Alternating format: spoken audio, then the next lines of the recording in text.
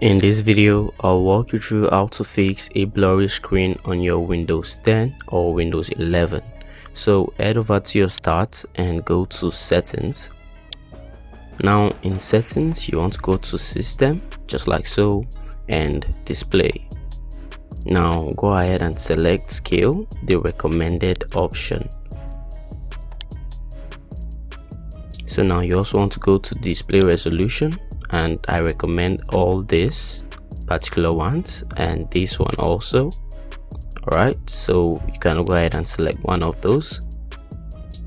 Now keep changes. So go ahead and close that. Now head to your start and go to advanced system, just like so, and select that.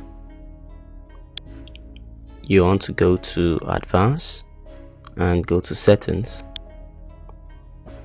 Now go ahead and select adjust for best appearance and apply. Okay, then okay.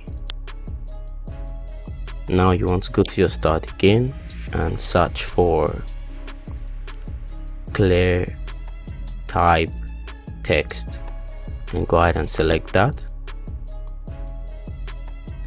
Now go ahead and make sure that is checked and next. You want to go ahead and leave that and next, and that also. Just follow the record, follow the same settings I use on the screen. Next, finish. Alright, now for this, go to your start and search for device manager. Now select device manager.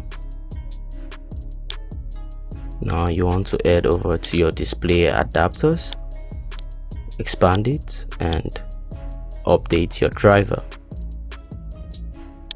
Now go ahead and let me pick and select your driver.